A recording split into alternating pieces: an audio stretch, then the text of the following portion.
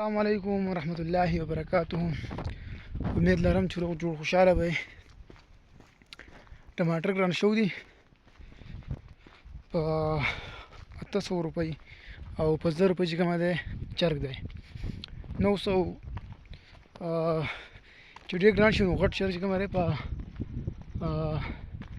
1000 روپۍ باندې دی که نه نو په 1000 روپۍ باندې غټ چرګ ملاویږي او په 400 روپۍ باندې ټماټر کیلو دي.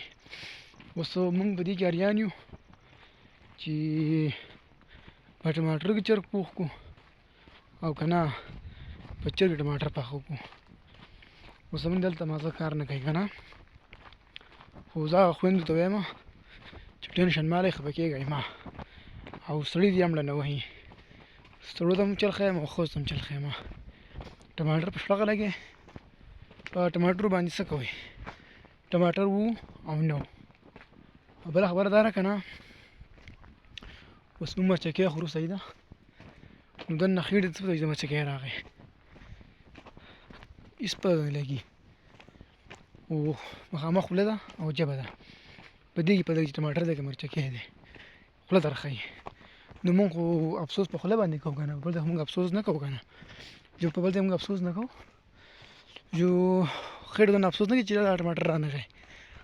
غلطېږئ مه چې ټماټر ګران دي که نه، داسې کار وکړئ چې سبزۍ ته پارسیمن ور اچوئ. صحیح ده، پارسیمن ارزان دي، ډېر ارزان دي. پارسیمن ور اچوئ، بس مړې سور څه شی ګورئ هغه ور اچوئ، سور شی ګورئ هغه ور اچوئ. زما امازوی اظهرالله نوم یې دی، هغې دا کار شروع کړی. هغه وایي زه ټماټر ماټر نه وړم، زه پارسیمن وړم هغه ور اچوم، املوکان وړم هغه ور اچوم. انګولی څه خبرېږي، غوړي څه خبرېږي چې موږ د ټماټر په ځای باندې پارسیمن نه واچوله، هېڅ پته ورته نه لګي. پته چې موږ ته لګي په دې خوله کې، او موږ په خوله افسوس کوو نه به کوو، خاموشي به اختیار کړو.